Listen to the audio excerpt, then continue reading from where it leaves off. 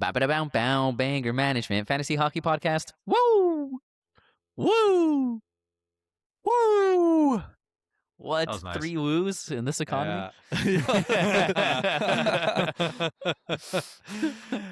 Yeah. I'm back. Thank you for holding down the fort in my absence. Welcome in, one and all, to Banger Management, the fantasy hockey podcast where we talk about other things beyond fantasy hockey too, such as playoff hockey. It's true. And Sometimes all the emotions that have come with the past few weeks. I mean, this is the first episode we're recording since the Habs eliminated from the Stanley Cup playoffs. We've had a few days to let it simmer, I guess. How are we all feeling? What's the pulse check on the room? I'll let you go first, Josh. Yeah, no, it's been rough. Honestly, I was kind of I feel like last episode I was kind of already in acceptance of the fact that we weren't gonna win, and it was only 2-1. But like just seeing that, like those 2 games and just them making 0 adjustments, and then Game 3 happened the night we recorded, and it was just like they're not doing anything, and then Game 4 was just Game 4 or 5, whatever, the 4th loss, 3rd loss, whatever. Essentially, yeah. So I saw it coming because they just weren't making any adjustments. They looked completely gassed and completely outmatched. But it still sucks. It's tough because like you use the cope of like, oh, you know, we're a young team. We're still hitting our prime. We weren't supposed to make it this far this year. Yeah. So you use all that to like make yourself feel better. It's only going to get better from here on out. But at the same time, there's nothing's a guarantee in the NHL playoffs, right? Only 4 teams get to make the conference finals. Only 2 teams get to make the finals. Only 1 team gets to win the cup. So many teams have had amazing cores and have done absolutely nothing with it. So you just, when you get this close, you don't know when it's going to happen again. So it's definitely a rough feeling. And then also to add on to that, there was the news today of Gallagher essentially being like he's done playing for the Habs. That wasn't the vibe of it, but that's the story. Yeah. Like essentially he was like, the writings on the wall, they're gonna either trade me or buy me out, whatever. Yeah, but like he had 1 more year on his contract, and like you'd think, okay, maybe he'll get in for like 30 games next year or something like that. But it's just him essentially coming out and saying it. That was my first jersey that I bought for the Habs was a Gallagher jersey, and it's just it's rough. It also makes you feel old, right? You know, you watch this guy like he's probably like one of the first guys I watched from rookie to you know being done with the Habs, and he was the heart and soul of the team and all that. So yeah, it's definitely a rough week for Habs fans. So yeah, pulse check is I'm getting better day by day. It's going to be hard to make myself watch the finals because I'm just depressed, but at the same time I love hockey and it's the playoffs and it's the finals, so I'm going to watch. But yeah, it's rough. The original Suzuki Caulfield duo was Gallagher Galchenyuk. I still remember those days. Gally and Chucky. Yeah. That was a tough time in the Canadians' history. Galchenyuk, not even the worst 3rd overall pick we made in the last decade. Actually, Kotkaniemi over to Chuck and Quinn Hughes. Love it. Kotkaniemi eliminates us from the playoffs. It just single-handedly. Kotkaniemi and the Hurricanes. You know, someone said something very interesting to me. If we had made the finals and lost in the finals, it almost, as far as like the team outlook, you know, either in the locker room or as fans, that may have been worse because the attitude perhaps would have been, yeah, you know, we were right there. We don't need to make adjustments. You know, we're a good enough team to make it to the finals, but we just like, you know, we were very unlucky and we lost. Whereas now you can tell that they're missing something. And as fans, I feel like it's a bit more digestible this way, as opposed to the other way. If they had won and they got to the finals, they would have been like, okay, like, why do we even need to add any players? But I don't know about you guys. Like, I feel like we need an extra piece. And I think that makes sense. That Carolina series, they pretty much undressed us, took our jockstrap and put it over our head and gave us, you know, what Panarin used to do Lafreniere, essentially. You'll only get it if you're listening throughout the season. But no, they completely out everything to us. The only position we did better than them was goalie, and that was just because Dobish is sick and Freddie still sucks. I don't care that they beat us and that he has unreal stats throughout the playoffs. We just suck. Yeah, exactly. No, it's not we suck. It's Carolina was that good. Yeah. But yeah. So essentially, it clearly showed that there's a whole other level out there So, with the fact that we made it that far is super impressive. But I agree, Jakey, that look, I don't know if I'm happier like this way versus losing in the finals. I think I would have rather lose in the final. But yeah, I know just what you mean. Like the outlook for next year is like a little healthier Yes. this way. Yeah, exactly. More Because realistic, of how much they got their butts whooped. It essentially like it's forcing their hands to be like, okay, we have some serious issues to address. So I fully agree, Jakey. I'm happy about that because sometimes you have teams like the Leafs all these years, right, where it's like, oh, we just need to like throw in a couple fourth liners, add some we grit, just need to bring back the core four again. It's just like, let's slap a little Band-Aid on this and run the exact same thing over for 5 years and be surprised on the same results, right? So it's nice that management gets a little smack in the face after a very successful season, and hopefully we see some nice additions in the offseason or trade deadline or whatever. Yeah. I mean, listen, if you told us before the season started that we would have made the Eastern Conference final, like, we would have been thrilled with the season that we had, right? Like, so taking nothing away from this Habs team, I think it was a massive success. I think a lot of players showed their true colors this year in terms of, like, cementing themselves as, like, foundational pieces for our roster moving forward. And then I think it also, like, highlighted the holes that we have. And we knew we had holes, and we didn't want to try to fill the hole if the pieces weren't there. Like, we knew we needed a center, right? Like, this was before the season even started. We needed a center, but we weren't going to overpay for somebody just to put a name there when it didn't fit our vision, right? So I think now we have a better opportunity potentially to fill that hole. And I think seeing the atmosphere of Montreal playoff hockey and the city and everything like that, it kind of is another selling point for players that maybe we're more likely to attract these free agents or other players that are willing to, move their no-move clause or something to come to Montreal. So, listen, I hope we do get some big signings. Maybe we'll do an episode in the offseason about, like, most likely free agents landing in most likely places, I guess, whatever English sentence that was. But that's great. Catchy. Yeah, there you go. Well, that'll be the title of the episode: most likely free agents, most likely landing spots. Most likely. Yeah. most likely. But I hope we make some big moves because we need it. Like, the team knows that this is how far we can get with what we have right now. There's other teams that are, big boys out there that we got to compete with. So if we want to compete with them, we got to make some moves. Like, Carolina has been here. They got stopped where we got stopped like 4 years in a row. So, and we're like disappointed and depressed because we lost the first time we get here.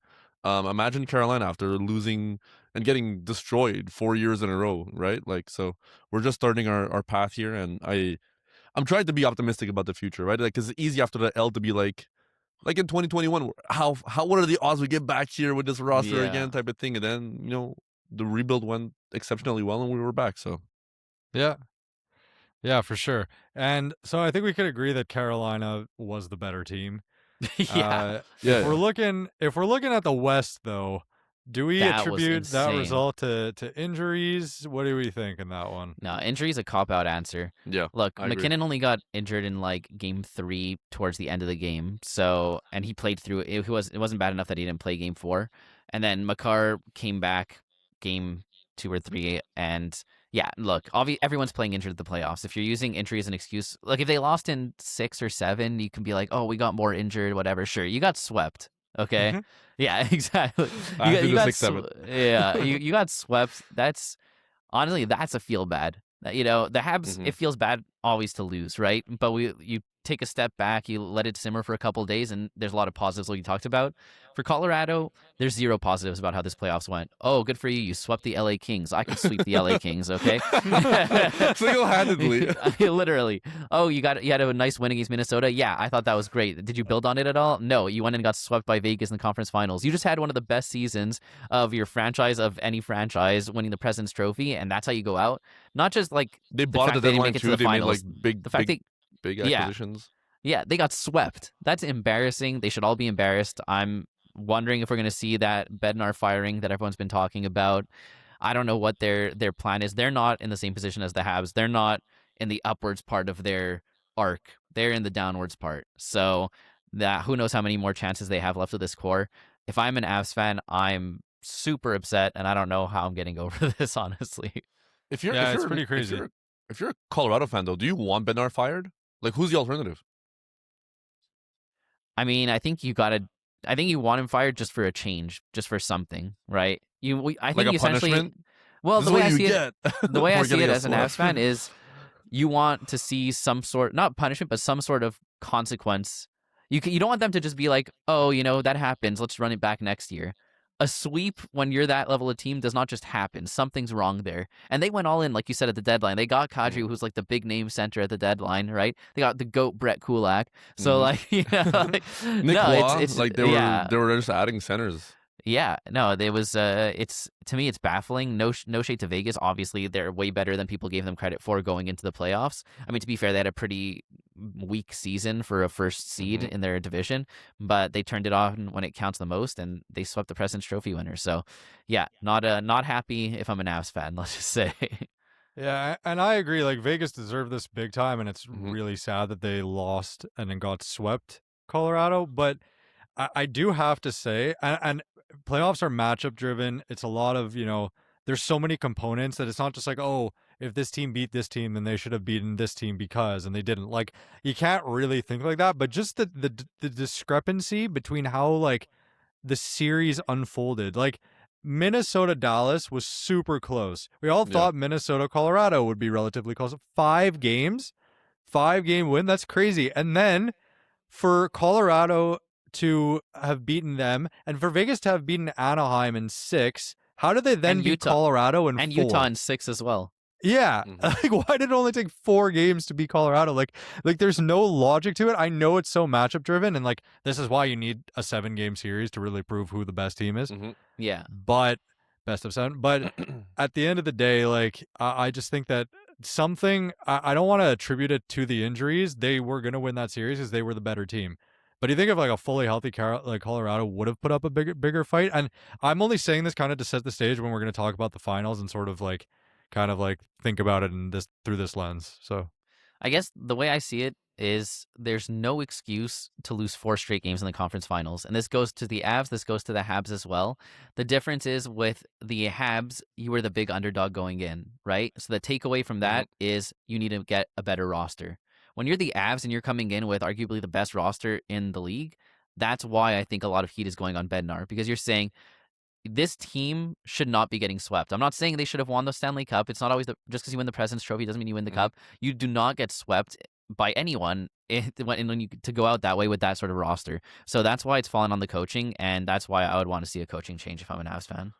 I think also like the big question is, well, not big question, but the big talking point. We're all talking about Colorado getting swept, and we're not really talking about Vegas doing the sweeping. It kind of Yeah. just feels like we're just attributing it to Colorado. Something got messed up. They lost against themselves, type of thing. But Vegas has been on a tear, first of all, and Yeah. I also hate the injury conversation. And what gives me some like a little bit of relief is that when the Stanley Cup is over and whoever wins wins, we're not going to be talking about the team that lost due to injury in the semifinals. Like nobody remembers those things. Everybody just remembers who won the Stanley Cup that year, and that's how it should be. Because I think the reason why we give credit to building these deep teams or whatever is that you always have next man up that's able to take the spot of the guy that gets hurt, right? If you're a one-man show like a McDavid or a Draisaitl and you never get anywhere, what do you have to show for it, right? So I think that's why this Colorado loss was so disappointing, because not only were they the President's Trophy winners like in a dominant fashion, but yeah, you lose Makar for 2 games. Vegas lost Mark Stone for 2 games, and he's one of their best players. So I don't think you can use that as an excuse. I think it's just showing that this team was more fragile than we expected, or something went off the rails. And in the playoffs, as soon as something goes off the rails, it's easy for it to just snowball into something else. So Yeah. Vegas was able to punish you, and I'm scared if I'm Carolina playing this Vegas team right now, because I feel like not only have they had some decent rest. I mean, Carolina, to be fair, only had a series to go to 5, but I think they're on a roll right now, and I feel like they found their groove. And we said goaltending would be the big question mark here, but they've been getting goaltending, and I trust Carter Hart more than I trust Freddie Anderson. So maybe we'll use Yeah, that as our segue to get into everything. but talking about being on a roll, Carolina is 12-1 in these playoffs. They Yeah. I haven't know. gotten off a roll at all. But They've so But to be fair, it feels like they haven't been tested, but like Ottawa was a team that barely made the playoffs. Philly as well.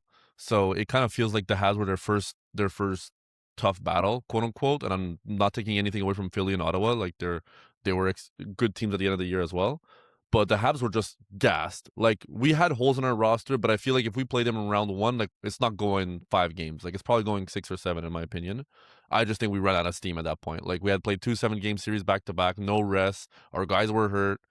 I just think that a little rest goes a yeah. long way there.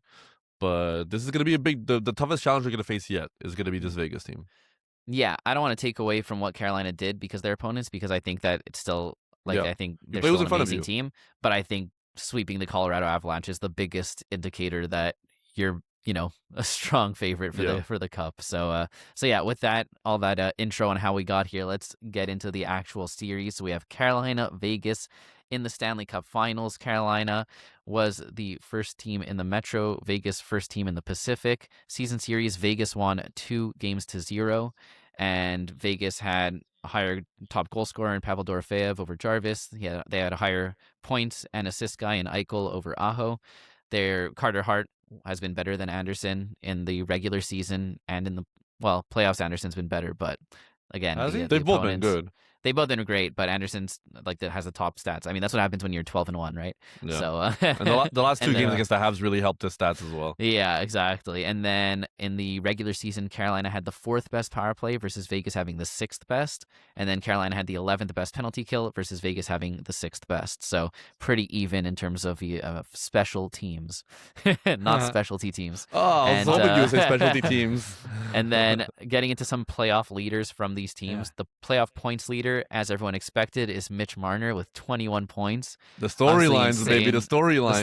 The story, it writes itself. I mean, at this point, unless something crazy happens in this series, if Vegas wins, it looks like Marner's getting the Conn Smythe, which is just hilarious, but also insane. And then top goal scorers in the NHL playoffs, you've got Pavel Dorofeyev with 10, and then obviously Brett Howden with 10 as well. As Brett Howden has 10 goals? There's no way he has 10 goals. And 4 of those are shorthanded. I knew he had 2 or 3 shorthanded goals, but I didn't realize he was scoring outside Brett of just Howden shorties. is tied with Dorofeyev for the most goals in the playoffs. That's disgusting. As we all expected. Most assists in the playoffs, Jack Eichel with 16. So all the points, goals, and assists guys are from Vegas, and it's none of the same guys, which is kind of interesting there too. And then the best goals against average is Freddie with 1.41. And those are all the bests that are from this series. So based on this stuff, and we'll go into the details, our predictions are, I've got Vegas in 6. Kevin's got Carolina in 7. And Jakey's got Carolina in 4. What? So I'm talking about Carolina in 4. What I'm talking about. Did you guys miss him or what? Ghost pepper spicy right there. Jakey missed a few episodes and he came back with the heat. Now, first of all, before we get into anything, Jakey, first of all, you have to explain yourself. Carolina in 4. Going Carolina is not crazy, but a sweep in the Stanley Cup Finals is nuts. So let's start off with the fact that they are right now. Basically, if they sweep in 4, they're going to be the team in NHL history that won the Stanley Cup with the least amount of games played. It was the 1987-1988 Oilers. They won going 16-2. So it took them 18 games. If Carolina wins in 4, it'll be 17. So, silver lining, it'd be cool to witness history. Let's start off with that. Do you guys know the last time that a team got swept in the Stanley Cup Finals? When? What year it was? Do you guys want to guess? 1989? 1926. No. 1926? Oh my god. The year was 1998 was the last time there was a sweep. And do you guys want to guess who swept who? Oh wait, I think I know this. Okay, no. Florida had just gone in the league. I think Florida went it wasn't Florida, right? No. Okay. So thank you for I'll that. just tell you, there's no way you guys are going to guess it. In 1998, the Detroit Red Wings swept the Washington Capitals in the Stanley Cup Finals. Damn. So that's the last time there was a sweep. I was going to say Detroit, but at Washington, there's no way I ever would have gone there. Anyways, was Ovi continue, still Jakey, playing? but... No, I'm kidding. Yeah, so that's the first thing, the history of it all, and as we know, it could happen. Flashback 28 years ago. Also, I think that I don't think if we're talking, wow, that was crazy math. Yeah, I was so gonna fast. say, okay, you're good. Sniped it. Oh yeah, you just add Thanks. 2 and then makes it 2000 and then Yeah. you did that, yeah. Anyways, continue. Sorry. All right. Thanks, guys. Anyways, we've been talking about splitting feathers all year. It's true. The difference between Freddie and Carter Hart, just to like kind of lend more credibility to Vegas, because Vegas has all the top line scoring, all the star power, as we can see based off the stats you listed. Basically, like they've been very dead even. I know Freddie has like the leg up, but it's like it's neck and neck. They've both been fantastic these playoffs. But I think that the reason I'm gonna put I think, and Kevin and I were talking a little bit about this off air. Mm-hmm. I think that if it goes to like 6 or 7 games, I think like Vegas can there you go. I think Vegas can take it. But if it's gonna be like a sweep, maybe 5, I think Carolina's going to. They're overpowering. They don't let you have the puck. Like they just don't let, like they collapse on you. It's ridiculous. They're not like the chances that are on Freddie are not really high grade chances. For the first 2 games, it felt like any shot that the Habs took, it was able to go in. And then towards the end of the series, like he was solid enough that he just had 2 back-to-back really good games and closed out the series handily. And like, look, I think star power, I give the edge to Vegas any day. It will be interesting to see how Tortorella handles this team. I just like, I've never seen a team play with such a strong system that they shut you down. So to me, like that's why I'm thinking Carolina's just going to go for it. And one other thing I'll mention, then you guys can go ahead and tell me why I'm right. Nick Ehlers, man, what a guy! Like this is one of the most underrated additions to a team ever. I think only Josh was seriously underrating him. No, I was only underrating him for fantasy reasons, and I was correct. Yeah, so I stand by that. I thought real life move, it was a good move. He's so important to this team. Like you could tell, and like even in the handshake, he just seems like such a nice guy. Like I don't know if you remember this when Scheifele hit Jake Evans a few years ago. Yeah, and he like protected him. Like wow. And then like we like started like some of the guys were like pushing him around. I was like, this is how you repay him. Like yeah, I saw him take a couple shots at Dobesh this series though. Everyone was taking shots at Dobesh. Yeah. But yeah. Anyway, long and the short of it all, I just think that they really collapse on you. They don't give you any room to move, and I really think that they're just gonna like just win the series in 4 to 5 games. I said 4 for spice element. Okay. All right, well, Kevin, listen, you're also Carolina, so you can say your piece. that's what I was gonna say. My brain is saying Vegas, my heart is saying Carolina, and then I went with since the Habs not in anymore, I can make decisions with my heart. No, because when the Habs are in it, I force myself to be too much brain because I'm like, oh, my heart is biased. But now that the Habs are not in it anymore, I'm like, okay, now I can let my heart take a little bit. That kind of checks out. It's literally the complete opposite of me. It's crazy. It's like the Habs in the first half, but you landed that plane, right? It makes sense now. I know how to land planes. I just think Carolina. I put Carolina in 7, and basically meaning it's a coin flip to me. But as opposed to what Jakey said, I think if the series goes short, like if it's 4 or 5 games, I think Vegas is going to win because I think they've just came off such a dominant win against Colorado, and I know Carolina decimated us by the end of the series as well. But I feel like the statement that you do when you sweep the President's Trophy winners and this Colorado team, I think it says something. And Vegas has been like rolling on this dominance for more than just a Colorado series. It feels like, and Carolina, it feels like the Habs got wrecked these last 2 games. But the first 3 games were super close. Like, obviously, they got wrecked the first game. And then the 2 games that went to OT, like, people were forgetting. And it feels like we got wrecked the whole time. But there was 2 games that went to overtime. So I feel like Carolina wins more of these close battles. So I feel like if it goes 6 or 7, they have more chances of winning. But I don't see either of these teams being a team that goes down easy. And that's why I think this is going 6 or 7 games. And Carolina just, I feel like, what Jakey's point was, the system being implemented so well. If you give them 7 games to win 4, I think the system can do it, and that's why I went Carolina. I don't even know who I'm rooting for though. Like I said, Vegas and Carolina. I'm like, I don't even know.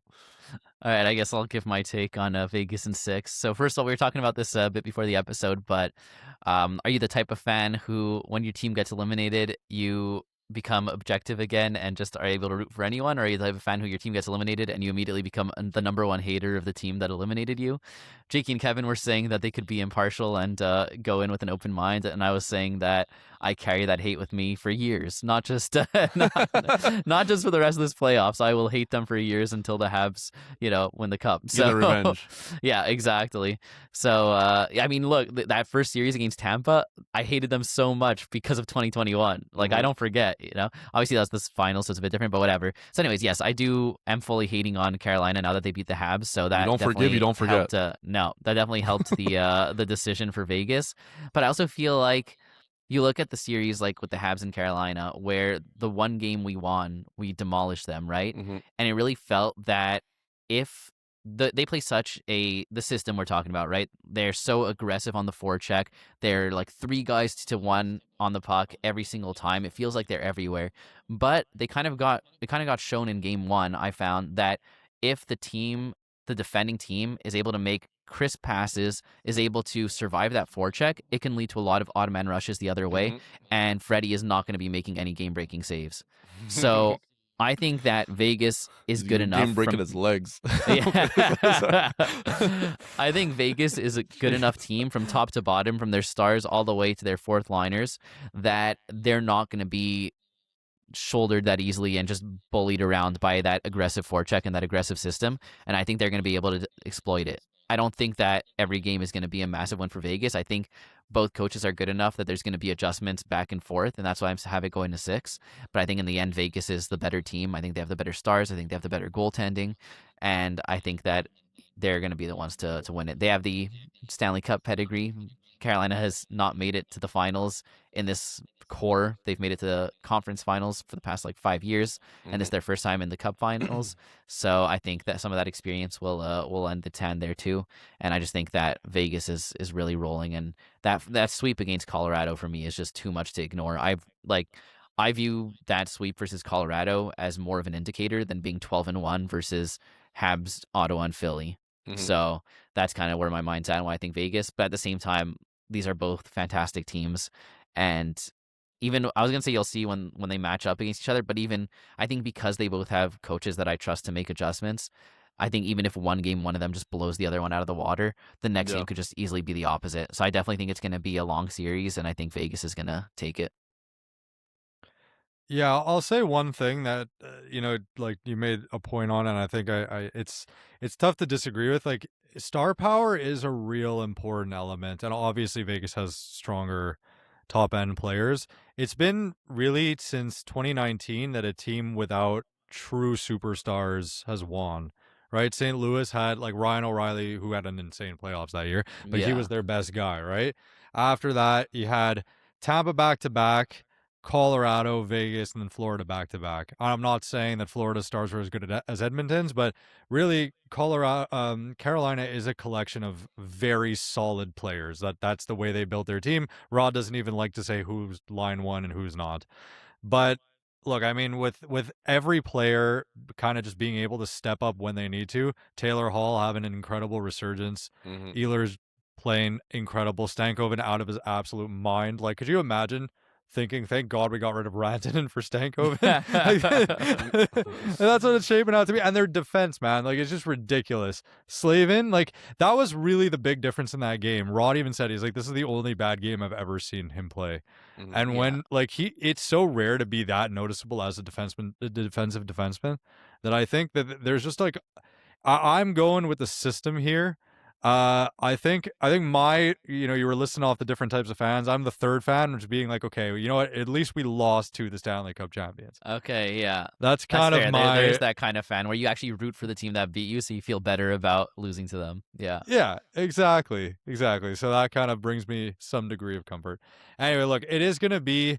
I don't think that it's going to be like this series where the last 2 games, Carolina absolutely destroyed us. I think each game will be close, but I'm still giving the edge to Carolina on 4 or 5.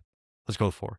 I'm sticking You got to with 4. stick to your guns. You say 4, you Yeah, got to sticking go with 4. The more we talk, the more I'm like, I think it's Vegas in 7 or Vegas in 6.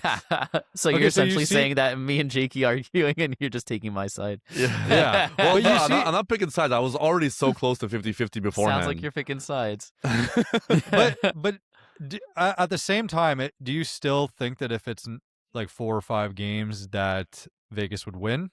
Yeah, I think so, because I feel like Vegas can win any type of game, and Carolina can win their game, if that makes sense. Yeah. They just impose their game very well, but I think Vegas is a team that won't allow it as easily as the Habs allow it, if that made sense. I think they have the pieces to break it down better. So, and they're just a team with more experience. Like, we've seen it earlier throughout these playoffs, right? Versus Utah and versus Anaheim. Versus Utah, I was ambitious, and then you guys kind of took my bad juju, and then I kind of learned from my lesson. I was just like, this Vegas team, I feel like they have the experience that even when the series feels close, they know how to close these games out, and they know how to impose their experience on you. And I think this is just going to be another one of those situations where Carolina is a team that, let's not forget, before this year, like, they were god awful in the Eastern Conference Final. Like, they would get there and it was a meme, right? Like, they've blown the curse out, it's done. But let's not forget how when they were losing bad, and it felt like they could never figure it out.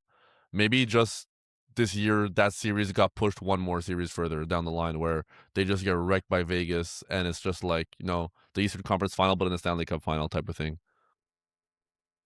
That's what I'm saying. Yeah.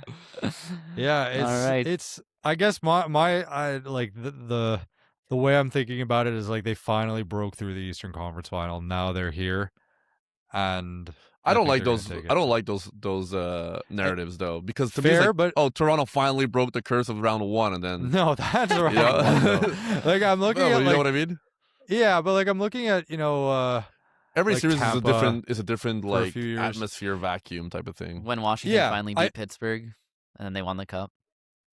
Yeah. No, you're right. Like it's all in isolation. Obviously, I hear the points that you guys are making. I'm curious to know. Let us know in the comments for all the listeners / YouTube viewers what you think.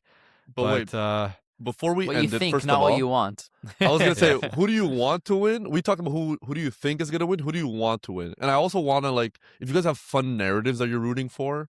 Like, to me, I would love if Seth Jarvis got a Stanley Cup. Like, I'll be so happy for that guy if he wins it. I'll be rooting for him. I'll be rooting for Mitch Marner to win a Stanley Cup. I think just the storylines there and the offseason chaos that will ensue if he wins the Stanley Cup, and just the Toronto discourse will be hilarious. Yeah. I don't really want Carter Hart to win a Stanley Cup, and I could say I couldn't care if John Tortorella got another Stanley Cup, but I feel like I'll be happy for Rod if he finally gets one as a coach. Freddie too, no? Freddie, I'm like, he's done me dirty in fantasy so long that I'm just like, I don't really care if Freddie gets a Stanley Cup. Oh man. Obviously, it's not as impactful for Toronto fans if Freddie wins, but it's something. You know, They're gonna be like, we had a Stanley Cup goaltender, we let him walk. Yeah, exactly. The answer was there all along. Yeah. I mean, I said I want Vegas because I'm a certified hater. So since Carolina beat us, I don't want them to win. I also just hate Carolina for fantasy reasons. I've been burned so many times by Carolina guys. And Vegas hasn't burned you? No, because I stay away from Mark Stone and his billion injuries, and I actually had. But he's hurt us so breakout much. Season. Yeah, I mean all the shorties every time we play him. Yeah. But no, I'm rooting for Vegas because I'm just a huge hater. Obviously, I want Carter Hart to win one because he's just an all around great guy. Oh my god! I hope the Just kidding. sarcasm translates. Yeah. No, but I do think the Mitch Marner Conn Smythe would be just absolutely hilarious. And honestly, John Tortorella is like Eva's favorite coach. Really? Sometimes, yeah, because sometimes I'll just watch his like highlights of him talking to media, and I just find it hilarious. So I would love for him to win one. They're gonna win the cup, but they're gonna lose all their picks in the process. They're just gonna keep getting fined after every game. Fined $100K after every game, but who cares because he wins the cup. So let's end with who we think would win the Conn Smythe from either team. Oh, wait, JK, Okay. what's the narrative that you want to win? That you want to root for? Besides Carolina winning in the least games ever. That's like the big one. That's a good Yeah, narrative. Yeah, that is a good narrative. yeah. I mean that's really my main one. Otherwise, I think I also I could be slightly wrong about this, but I remember because there was like a lot going on after Carolina won the Eastern Conference Final. I think if Jordan Staal wins the cup, that would be like the furthest, like the biggest distance between his first and like second Okay. Stanley Cup. Like it was a long time ago that he won. Yeah. I think it was 2008 or 9 with Pittsburgh. Yeah. So What that'd be about cool. that? And do you- Rod, I mean, we hate Rod as for fantasy, but I mean, like, it would be cool to see him win their last Stanley Cup as a player, and then also like their most recent Stanley Cup as a coach. Yeah. Also, It's very rare you get the opposite. Very rare. Yeah. Have you guys know that like that Jaromir Jagr like record of like a teammate of his has won the cup for the last like Wait, 30 really? years or something like that. Yeah, there's some crazy record, and I can't remember if there's any left this year, but I think there might be one left on either Vegas or Carolina. But I can't remember which one, but that's a cool storyline to follow as well. There's some crazy record about like because he played in the league for so long, and that's such to such like an old age, right? So so there's some crazy record where a teammate of his has won the cup for the past X amount of years. So that's another storyline, even though I butchered it by not knowing who or when or what. It's okay. We don't always do English sentences this year. Yeah, exactly. Who it could be. But yeah, I mean, Gotta be an oldie. That's another thing. If you know, let us know in the comments. Yeah, exactly. Yeah. And what about you? So the narratives, or did we all say the narrative? Yeah. I think we all said the narratives. Nice. Yeah. And the Conn Smythe? Yeah, the Conn Smythe for each team. I mean, I feel like Vegas is obviously Marner. Yeah, I feel like Marner, or listen, if Brett Howden gets another one or two shorties in the finals, it might be him. Or Dorofeyev. It'd be the classic cherry on top for this fantasy season if Dorofeyev wins the Conn Smythe this year. I still think Protus could win the Conn Smythe. He'll find a way. If only he was on the power play, he could definitely win the Conn Smythe. That's what I'm talking about. I feel like anyone other than Marner is just an uphill battle right now. I mean, obviously anything could happen in this series. If it goes to 7 and Marner kind of disappears and Eichel, goes nuts for the rest of the series, something like that. But I think it's Marner most likely for Vegas. For Carolina, that's a tough one because they're very win by committee. They'd give it to Freddie would be hilarious. You know what? If they do Jakey's sweep and he puts up keeps these stats, then it would be Freddie, which is ridiculous because I think he's benefiting hugely from a great system. Stankoven, if we're talking offense, Taylor Hall. Or Taylor Hall. Yeah. I think Hall. These just don't scream Conn Smythe to me. It would be interesting with Hall. Because Hall... I think it'll be like the offensive player that pops off the most in the Stanley Cup final for them. Like whether that's a Hall or a Jarvis or an Aho, like whoever is the leading points scorer for them in the Stanley Cup final probably ends up getting it if it's not Freddie, I think. Yeah, I could see that. But I actually don't hate the Hall pick. I think if he has a solid series and they win and they don't want to give it to Freddie, I think he's the most likely of the skaters. Yeah, because he has been really good. Yeah. Like when Stankoven was scoring the goals, like he was getting a lot of the assists. That line is nuts. It's crazy. So yeah. I don't know. I guess we'll see. Yeah. Let's see. So one more time. I have Carolina in 4. Josh has Vegas in 6. I'm Kevin changing it. I'm changing it. What's the final? Vegas in 7. Dang. Wow. Yeah. Crazy. I guess I'm just that good at convincing you. Listen, I've been wrong before, and I intend to be wrong again. But when you're right, it's glorious. Yeah. When I'm right, never wrong, just early. That's exactly that's what it is. But there's not much time to be late or early right now, so let's see. I'm actually fairly confident in this. I gotta say, I am. I'm very confident. I love it. But you've both made some very compelling points. Listen, we're all gonna after game 1 tomorrow or like today when you guys are listening to this, I feel like we're just gonna know like, oh, that's it. It's a Vegas sweep or it's a Carolina sweep. Like it'll be super one-sided. We'll just be like, that's it. I mean, I've always said after every single playoff game, whichever team wins is never losing again in my mind until the other team wins, and then they're never losing again. There you go. There you go. All right. Thank you to everybody for listening. Follow us on Spotify, Apple Podcasts, wherever you get your podcasts. If you're watching on YouTube, give this video a like and subscribe to the channel. All of the socials are in the podcast description, and be sure to join the Discord community as well. Nice. All right, nice Ernie. indeed. It's been a long time. Yeah.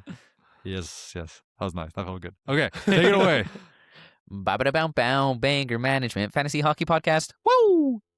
Wow. Woo! Oh, you Oh, didn't I'm do the sorry. little copy beat thing. What the I'm hell? sorry. He's off his There game. you go. He's rusty. You threw off my groove. Yeah.